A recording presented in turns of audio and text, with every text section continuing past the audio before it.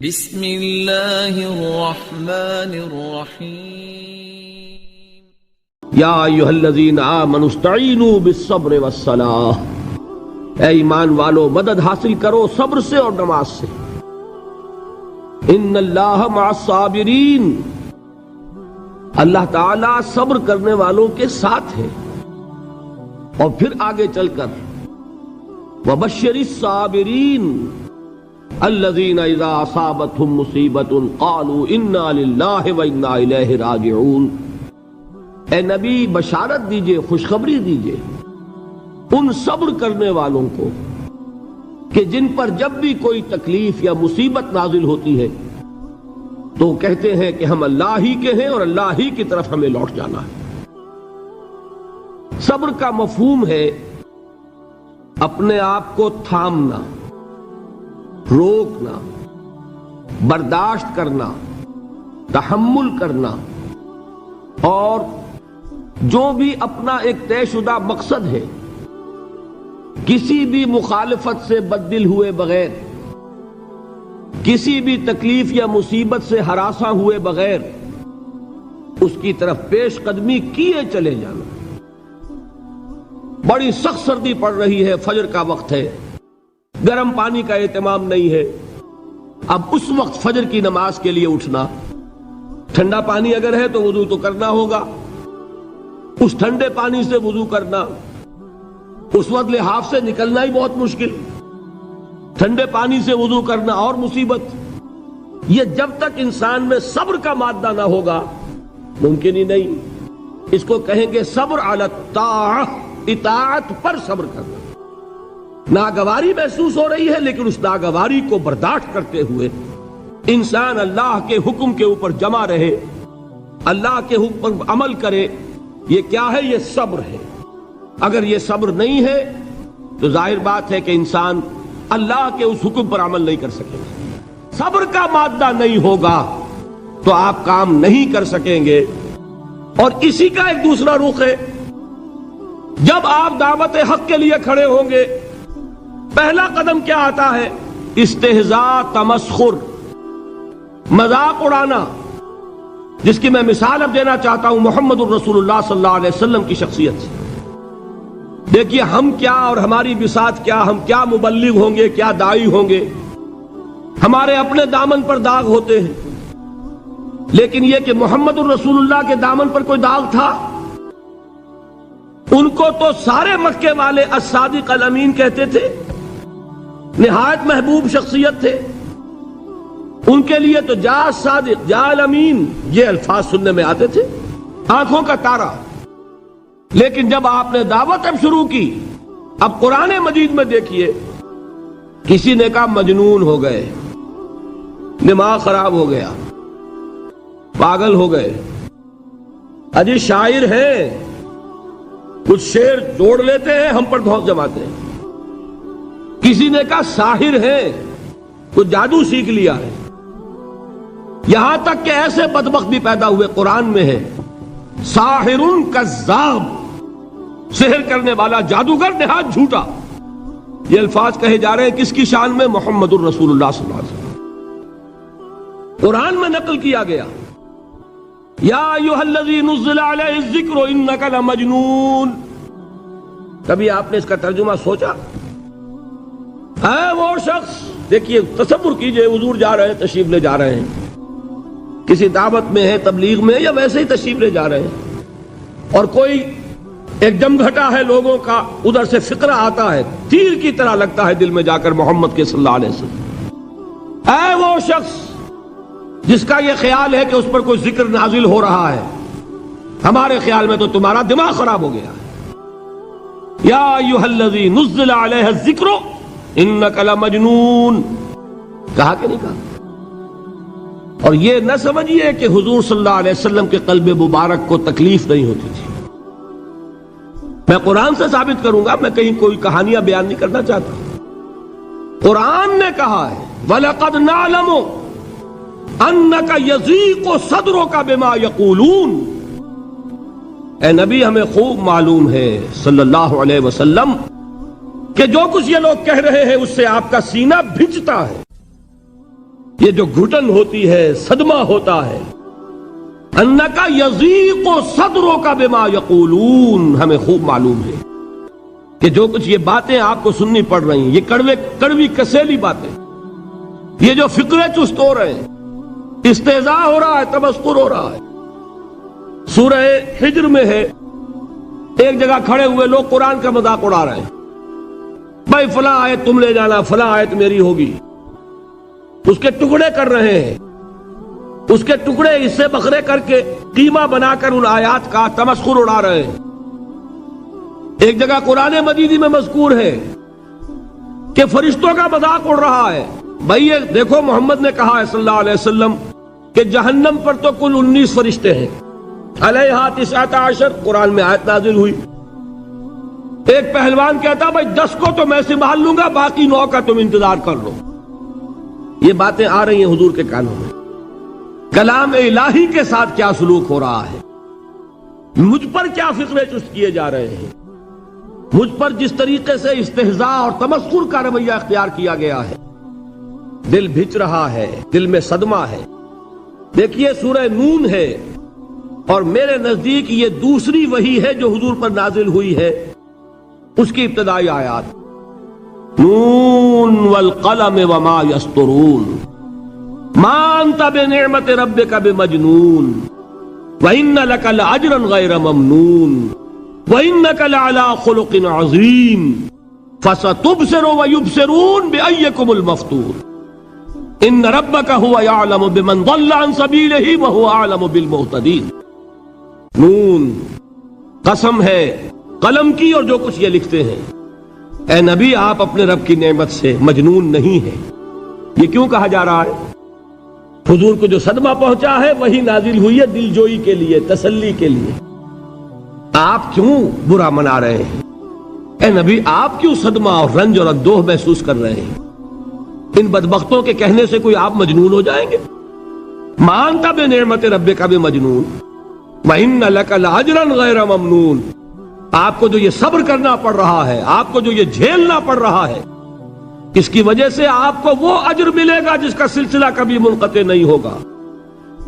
وَإِنَّكَ لَعَلَىٰ خُلُقٍ عَظِيمٍ، اور اے نبی آپ تو خلق عظیم کے حامل ہیں۔ آپ کا اخلاق، آپ کا کردار، آپ کی سیرت، آپ کی شخصیت میں طہارت، نفاست، پاکیزگی، آج تک دنیا نے کوئی پاگل، کوئی مجنون ایسا بھی دیکھا؟ یہ ساری باتیں اللہ تعالیٰ حضور کی دلجوئی کے لیے فرما رہے ہیں۔ اس سے آپ اندازہ کیجئے کہ کتنا صدمہ ہوتا ہوگا۔ یہی ہے، اس ساری چیز کو جمع کیجئے تو یہ چیز کیا ہے؟ وَاصْبِرْ عَلَىٰ مَا يَقُولُونَ وَاهْجُرْهُمْ هَجْرًا جَمِيلًا۔ صبر کرو اے نبی، صبر کرو اے محمد صلی اللہ علیہ وسلم، جھیلو اور برداشت کرو اس پر جو یہ کہہ رہے ہیں۔ یریدون لیطفئوا نور اللہ بافواہہم، یہ چاہتے ہیں کہ اللہ کے نور کو اپنے منہ سے بجھا دیں، پھونکے مار کے ہی بس۔ نور خدا ہے کفر کی حرکت پہ خندہ زن، پھونکوں سے یہ چراغ بجھایا نہ جائے گا۔ یریدون لیطفئوا نور اللہ بافواہہم واللہ متم نورہ ولو کرہ الکافرون، یہ چاہتے ہیں کہ اپنے منہ کی پھونکوں سے اللہ کے نور کو بجھا دیں، حالانکہ اللہ تعالیٰ تو اپنے نور کا اتمام فرما کر رہے گا، خواہ ان کافروں کو کتنا ہی ناگوار ہو۔ اس کی ترجمانی ہے نور خدا ہے کفر کی حرکت پہ خنددن، پھونکوں سے یہ چراغ بجھایا نہ جائے گا۔ یہی وجہ ہے، دیکھیے مکی صورتوں میں خود نبی اکرم صلی اللہ علیہ وسلم کو اتنے مختلف پیرایوں میں صبر کا حکم دیا گیا۔ کچھ مثالیں میں دے چکا ہوں، وَلِرَبِّكَ فَاصْبِرْ، اسی طریقے سے وَاصْبِرْ كَمَا صَبَرَ أُولُو الْعَزْمِ مِنَ الرُّسُلِ، اے نبی صبر کیجئے جیسے کہ صبر کیا ہمارے اولو العزم رسولوں نے۔ وَاصْبِرْ وَمَا صَبْرُكَ إِلَّا بِاللَّهِ، اے نبی صبر کیجئے اور آپ کا صبر تو اللہ ہی کے سہارے ہے۔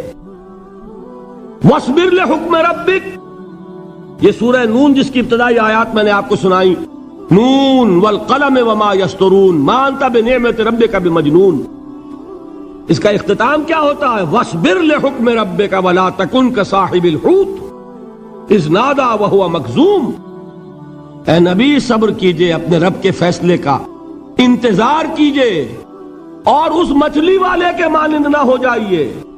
مچھلی والا کون؟ حضرت یونس علیہ السلام۔ مچھلی والے نے اپنے دینی حمیت اور غیرت جو تھی اس کی وجہ سے اللہ کے حکم کا انتظار نہیں کیا، اپنی قوم کو چھوڑ کر چل دیے۔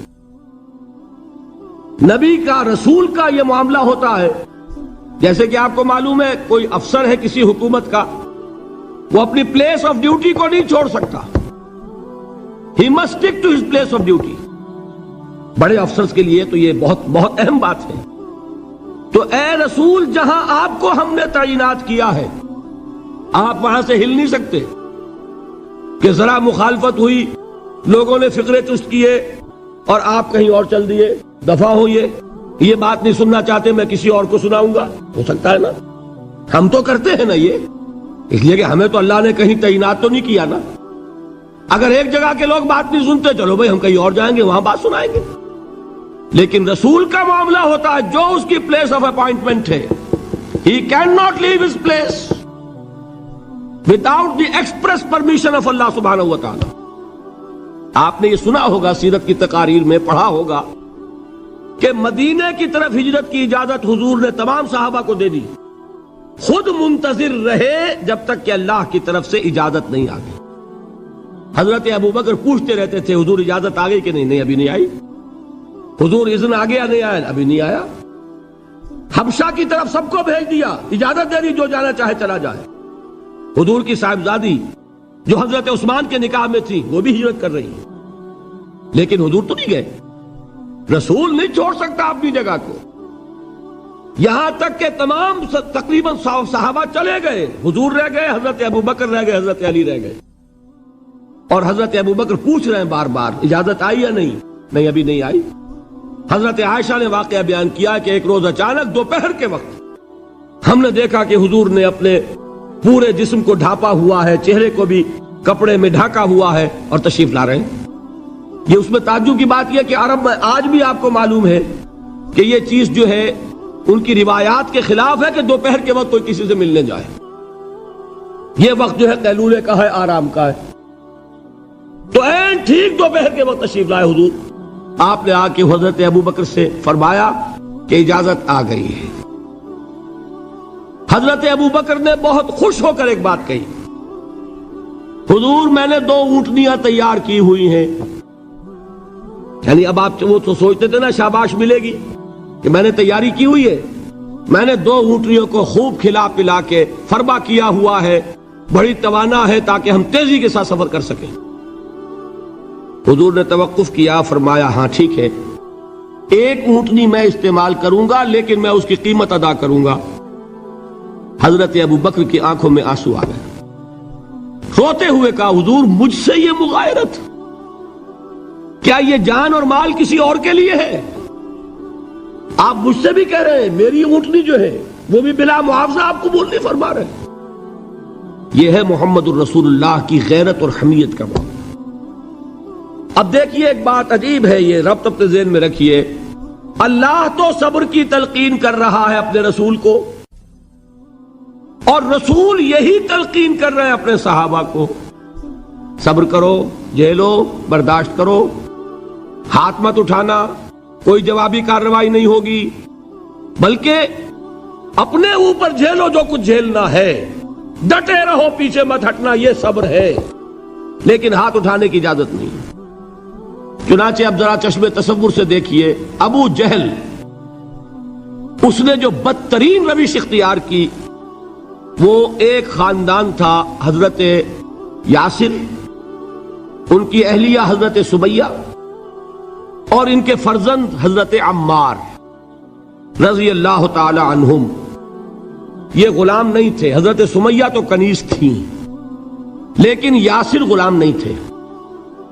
ان کی کہانی یہ ہے، واقعہ یہ ہے کہ یہ بہت نیک آدمی تھے یاسر، یمن کے باشندے۔ انہیں کو خواب میں بشارت ہوئی کہ نبی کا ظہور ہونے والا ہے مکے میں، جاؤ شاید ان کے قدموں تک پہنچ جاؤ۔ یہ یمن سے ترک وطن کر کے مکے آ گئے۔ ابو جہل کا ایک چچا تھا، بہت شریف النفس انسان، اس کے ساتھ معاہدہ کیا حلیف بن کر، اور وہ مکے میں رہنے لگے۔ اس لیے کہ یہ نوٹ کر لیجئے، مکہ اس وقت ایک قبیلے کا شہر تھا، صرف قریش۔ یا قرشی رہ سکتا تھا وہاں، یا قرشی کا حلیف، کہ اگر تو کسی قرشی نے آپ کو امان دی ہوئی ہے تو آپ رہ سکتے ہیں مکے میں، ورنہ نہیں۔ یا تیسرے قرشی کا غلام، غلام تو ملکیت ہی ہے اس کی، جیسے بھیڑ بکری ہے کسی قرشی کی، اسی طرح اس کے غلام ہے۔ یہ تین کیٹیگریز تھی انسانوں کی مکے میں۔ اسی کو نوٹ کیجئے کہ جو بیچارے غلام تھے وہ سب سے زیادہ ستائے گئے، اس لیے کہ غلاموں کے تو حقوق ہی کوئی نہیں تھے۔ بلال غلام تھے، ابو فقی غلام تھے، زنیرہ ایک کنیز تھی، ان کو جو ماریں پڑی ہیں اس کا آپ کو معلوم ہے۔ حضرت بلال کے ساتھ جو کچھ امیہ ابن خلف نے کیا، کہ جس طریقے سے کہ حیوانوں کی لاشیں جو ہے کھینچ کر گھسیٹ کر لے جائی جاتی ہیں، ان کی گردن میں رسی ڈال کر گھسیٹتے، اسی طریقے سے حضرت بلال کے گردن میں رسی ڈال کر ٹھیک دوپہر کے وقت مکے کی سنگلاخ گلیوں کے اندر گھسیٹا جاتا تھا۔ نیچے زمین جل رہی ہے توے کی طرح، اور ویسا بھی ہوتا تھا کہ چت لٹا دیا، اوپر سے وہ آگ مکے کا، کہ سورج جو ہے ذرا نوٹ کیجئے، آگ برسا رہا، نیچے زمین توے کی طرح جل رہی ہے، اور ایک بھاری سل بھی لا کر جو ہے سر پر رکھ دی، چھاتی پر رکھ دی گئی ہے کہ آواز نہیں نکل رہی، جھاگ نکل رہے منہ سے، لیکن اس حال میں بھی احد احد احد، ایک ایک اللہ، قل هو اللہ احد، الفاظ نکل رہے۔ یہ ہے وہ صبر، صبر علی الابتلاء، صبر علی الایذاء، یہ ابتلاء اور ایذاء پر صبر ہے۔ جھیلو، برداشت کرو، اس توحید پر قائم رہو، محمد کی رسالت کے اقرار کرتے رہو صلی اللہ علیہ وسلم، لیکن ہاتھ نہیں اٹھانا۔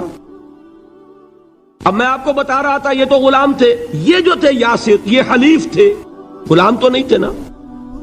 البتہ وہ ابو جہل کے چچا کی کنیز تھی یہ سمیہ، انہوں نے اجازت لے کر ان سے نکاح کر لیا، یہ تو کنیز رہیں گی۔ بیٹا جو ہوا وہ بھی ایک طرح سے، جب کنیز زیادہ ہے تو غلام ہو گیا، عمار ابن یاسر۔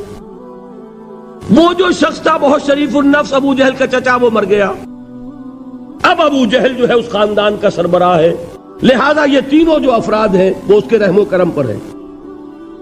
یاسر کو بھی پروٹیکشن اگر ہے تو ابو جہل کی ہے، ابو جہل جو چاہے کرے، اور سمیہ تو کنیز ہے ہی، اس کا تو کوئی حق ہے ہی نہیں، جو چاہے کرے، اور عمار ان دونوں کا بیٹا ہے، لہذا بدترین معاملہ کیا ابو جہل نے ان تین افراد کے ساتھ۔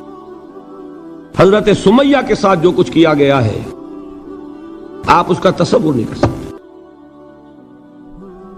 بالآخر جو شہید کیا ہے حضرت سمیہ کو، ایذائیں دے دے کے، سسکا سسکا کے، ان کے جسم کے نازک حصوں کو جلا کے، داغ دے کر، کہتا کیا تھا، ایک دفعہ کہہ دو کہ میرا جو یہ بت ہے یہ بھی الہ ہے، مان لو میں چھوڑ دوں گا۔ تنگ آ گیا، کسی طریقے سے ایک دفعہ کہہ دو پھر میں چھوڑ دوں گا۔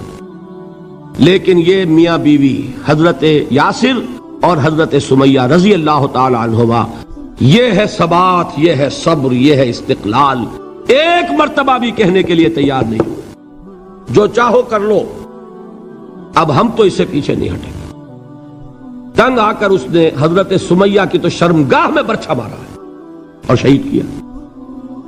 حضرت یاسر کے بارے میں ایک روایت یہ ہے، ستا ستا کے، تنگ کر کر کے، آخر کار جو ختم کیا، انہیں شہید کیا کس طرح، 4 سانڈ اونٹ جوان، ان سے رسے باندھے، ایک رسے سے ایک بازو باندھا، دوسرے سے دوسرا بازو باندھا، تیسرے سے ایک ٹانگ باندھی، چوتھے سے دوسری ٹانگ باندھی، اور چاروں کو دوڑایا ہے کہ جسم کے پرخچے اڑ گئے۔ اس وقت سامنے سے حضور گزرتے تھے جبکہ آل یاسر کے ساتھ یہ معاملہ ہو رہا ہے، کیا فرماتے تھے، اسبروا یا آل یاسر فإن موعدکم الجنہ، اے یاسر کے گھر والوں صبر کرو، جھیلو، اس لیے کہ تمہارے وعدے کی جگہ جنت ہے۔ اللہ تعالیٰ ادھر آنکھ بند ہوگی ادھر جنت میں تمہارا داخلہ ہو جائے گا۔ یہ ہے تواصوا بالصبر، والعصر ان الانسان لفی خسر. یہ تواصو بالصبر پر کون عمل کر رہا ہے؟ محمد الرسول اللہ صلی اللہ علیہ وسلم. دے تو بھی محمد کی صداقت کی گواہی. یہ صداقت کی گواہی دیتے ہوئے انہوں نے اپنی جانیں دے دی. 4 سے لے کر 12 تک 8 برس اس کو کہتے ہیں پرسیکیوشن، فزیکل پرسیکیوشن، تشدد، مار پیٹ، جلانا، دہتے ہوئے انگاروں پر لٹانا، فاقے رکھنا، بھوکے رکھنا. ان کو ڈال دی گئی زنجیریں، گھروں میں بند کر دیا گیا نوجوانوں کو. حضرت عثمان کو چچا نے ان کے ایک چٹائی کے اندر لپیٹا اور دھونی دے دی. دم گھٹ رہا ہے، جان نکل رہی ہے. حضرت مصعب بن عمیر رضی اللہ تعالی عنہ، وہ نوجوان 200 درہم کا جوڑا ان کا سل کر آتا تھا شام سے تیار ہو کر. لباس معطر ہوتا تھا، جدھر سے نکل گیا پوری گلی جو ہے وہ معطر ہو گئی. انگلیاں اٹھ رہی ہیں، وہ جا رہا ہے مصعب، یہ خوشبو اس کی ہے. اس مصعب کے ساتھ کیا سلوک کیا؟ باپ تو مر چکا تھا، ماں نے پالا تھا، دولت بہت چھوڑ کر گیا تھا باپ، لہذا ماں نے بڑے ناز و نام میں پالا، بڑے لاڈ پیار میں. 200 درہم کا جوڑا تیار ہو رہا ہے. لیکن یہ کہ آپ کو معلوم ہے عرب کے اس معاشرے میں عورت کی کوئی حیثیت نہیں تھی، ماں کا اختیار نہیں تھا. چچا تھا سربراہ خاندان کا. چچا نے کہا مصعب اگر تم نے اپنے باپ کا دین چھوڑ دیا ہے تو باپ کی دولت پر بھی تمہارا کوئی حق نہیں ہے، نکل جاؤ گھر سے. اس نے یہ سوچا تھا کہ مصعب کے ہوش ٹھکانے آ جائیں گے، دن میں تارے نظر آ جائیں گے، ناز و نام میں پلا ہوا گھر سے نکل کے جائے گا کہاں؟ یہ سارا نشہ جو ہے توحید کا یہ ہرن ہو جائے گا. حضرت مصعب کا جواب بالکل برعکس تھا. اچھا ٹھیک ہے چچا جان، میں گھر چھوڑتا ہوں. وہی بات جو کبھی کہی تھی ابراہیم نے. باپ نے کیا کہا تھا؟ واجرنی ملیہ، جاؤ چلے جاؤ، دفع ہو جاؤ میری نگاہوں سے. حضرت ابراہیم نے کیا جواب دیا تھا؟ سلام علیک ساستغفر لک ربی انہ کان بی حفیہ. اچھا ابا جان آپ کا حکم یہی ہے تو میں چلتا ہوں، آپ پر سلامتی ہو، میرا رب مجھ پر بڑا مہربان ہے، میں اس سے آپ کے لیے استغفار کروں گا. جلدی.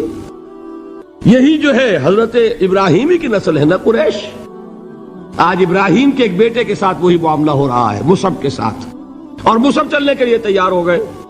چچا نے سوچا میں سمجھتا تھا کہ ہوش ٹھکانے آ جائیں گے، یہ تو تیار ہو گیا نکلنے کے لیے. غصے میں آ کے اگلی بات کہی، یہ کپڑے جو پہنے ہوئے تم نے یہ بھی اسی مشرک باپ کی کمائی کے ہیں، اتارو ان کو. وہیں کپڑے اتارے، مادر زاد برہنہ گھر سے نکالے گئے.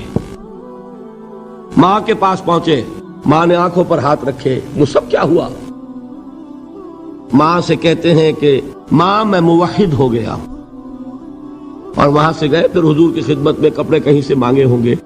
یہ مصعب ہیں 200 درہم کا جوڑا پہننے والے.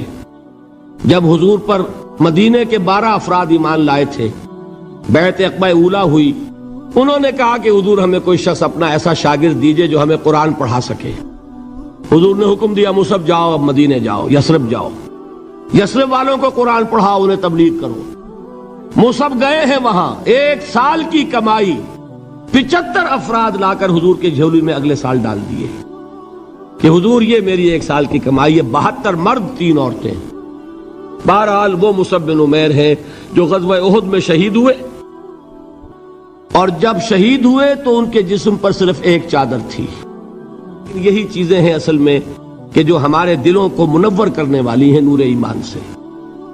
وہ علم بردار تھے غزوہ احد میں، جھنڈا مسلمانوں کا ان کے پاس تھا.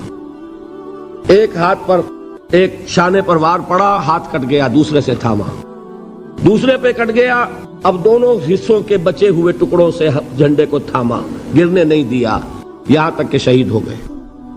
گرے ہیں تو جھنڈا گرا ہے. شکل میں حضور سے بہت مشابہ تھے. خبر اڑ گئی کہ محمد شہید ہو گئے صلی اللہ علیہ وسلم. یہ مصعب بن عمیر کا واقعہ ہے. جب ان کو اب دفن کرنے کا وقت آیا، اور شہید کے لیے کفن جو ہے اس کا وہی لباس ہوتا ہے جو شہادت کے وقت ہو. حضور کے سامنے ایک پرابلم پیش کیا گیا. حضور مصعب کے جسم پر تو ایک چادر تھی، اور وہ چادر بھی اتنی چھوٹی ہے، یعنی 2 گز کی چادر بھی نہیں ہے. اس سے اگر سر ڈھانپتے ہیں مصعب کا تو پیر کھل جاتے ہیں، پیر ڈھانپتے ہیں تو سر کھلتا ہے. کیا کریں؟ حضور نے فرمایا سر ڈھانپ دو چادر سے، اور پیروں پر گھاس ڈال دو. یہ آخری لباس ہے جو محمد کے اس دیوانے کو اس دنیا سے رخصت ہوتے ہوئے ملا ہے، جس کا 200 درہم کا جوڑا چلتا تھا. یہ ہے صبر. برداشت کیا کہ نہیں کیا؟ یہ خباب بن الارت پیشے کے لحاظ سے لوہار تھے. سوچئے ایک زندہ انسان کو دہتے ہوئے انگاروں پر لٹایا جا رہا ہے. ان انگاروں سے کھال جلی، کمر کی چربی پگھلی، اس پگھلنے والی چربی سے وہ انگارے ٹھنڈے پڑے. یہ سب کچھ جھیل رہا ایک شخص. سوچنے والوں نے سوچا نہیں ہوگا کیا جرم تھا ان کا؟ تو بڑا شریف آدمی ہے، بہت اچھا کاریگر ہے، وقت پر کام دیتا ہے، مناسب اجرت لیتا ہے. یہ کیا ہوا؟ یہ کوئی جرم نہیں. جرم صرف ایک ہے، ایک اللہ کو مانتا ہے اور محمد کے دامن سے وابستہ ہے صلی اللہ علیہ وسلم. فاستعینوا بالصبر والصلاۃ، مدد حاصل کرو کس سے؟ صبر سے اور نماز سے. ان اللہ مع الصابرین، جان لو کہ اللہ تعالیٰ صبر کرنے والوں کے ساتھ ہے.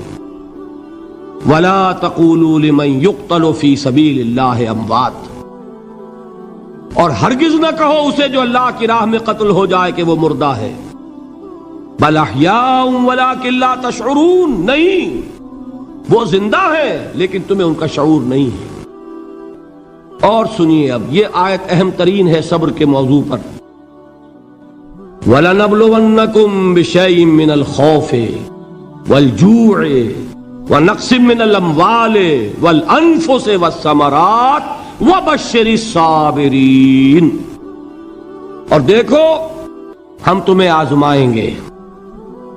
وَلَنَبْلُوَنَّكُمْ، ہم لازماً آزمائیں گے تمہیں.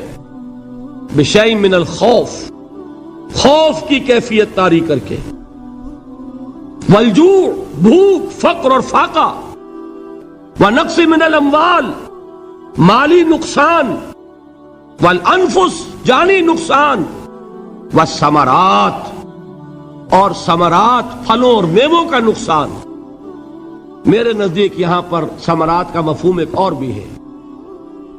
ایک تو صاف تھا کھجور کی فصل تیار ہے، غزوہ تبوک جانے کا حکم مل گیا، کون اتارے گا؟ اور کھجور وقت پر اتری نہیں، برباد ہو جائے گی. یہ ہو رہا ہے نا میووں کا نقصان. اور میرے نزدیک یہاں یہ بھی ہے، بسا اوقات بہت سی محنتوں کا نتیجہ انسان دیکھتا ہے کہ ضائع چلا گیا. میں نے 10 سال محنت کی، حاصل کوئی نہیں نکلا. یہ ثمرات کیا ہیں؟ محنتیں، محنتوں کے ثمرات کا ضیاع. کوشش آپ نے کی، قسمت کی خوبی دیکھیے، ٹوٹی کہاں کمن، 2-4 ہاتھ جب کے لبے بام رہ گئے. Be prepared. ایک شاعر کے یہ اشعار ہیں، یہ فصل امیدوں کی ہمدم اس بار بھی غارت جائے گی، سب محنت صبحوں شاموں کی اب کے بھی اکارت جائے گی. میرے نزدیک یہ ثمرات کا جو لفظ یہاں آیا ہے، وَنَقْصٍ مِّنَ الْأَمْوَالِ وَالْأَنفُسِ وَالثَّمَرَاتِ، سب محنت صبحوں شاموں کی اب کے بھی اکارت جائے گی. دھرتی کے کونوں کھدروں میں پھر اپنے لہو کی کھاد بھرو، پھر مٹی سینچو اشکوں سے، پھر اگلی رت کی فکر کرو، پھر اگلی رت کی فکر کرو، جب پھر ایک بار اجڑنا ہے. ایک فصل پکی تو بھر پایا، تب تک تو یہی کچھ کرنا ہے. ایک مقصد ہے سامنے، انقلاب برپا کرنا ہے. ایک کوشش ناکام ہو جائے کوئی پرواہ نہیں، نیکسٹ.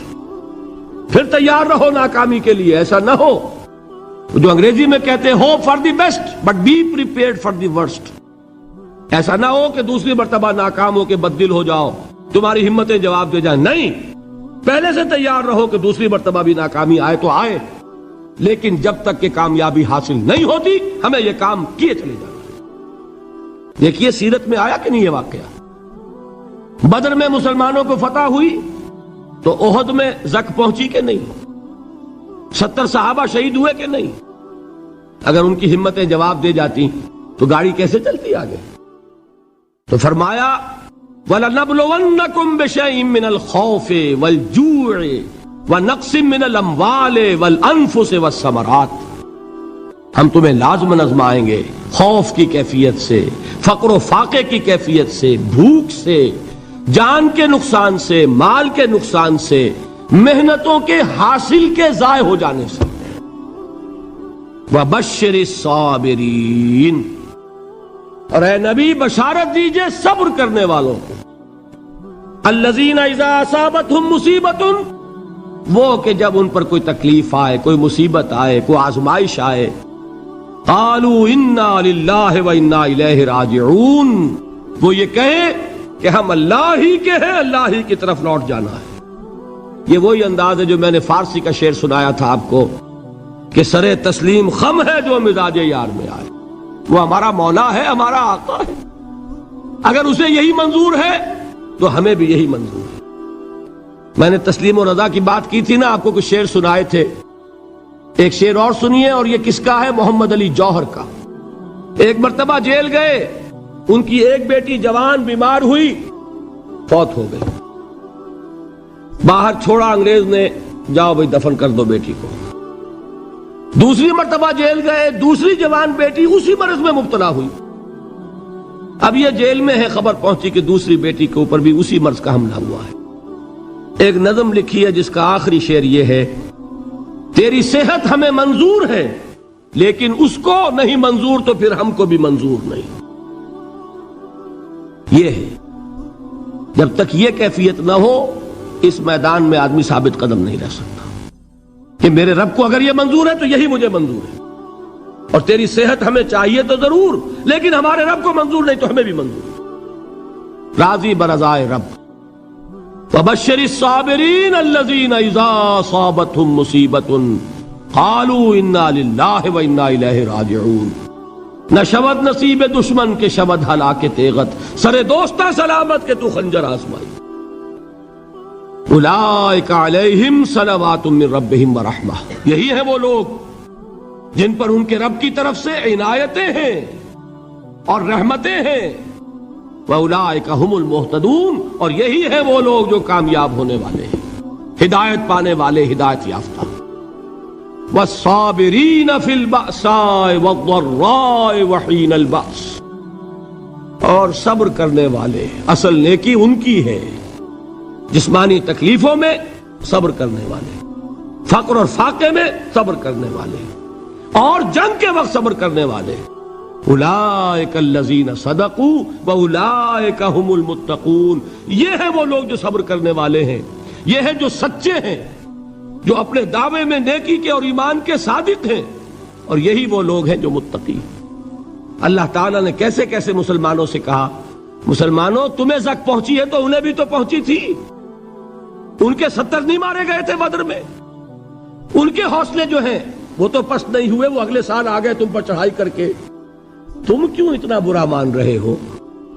تمہارے دل اتنے زخمی کیوں ہو گئے؟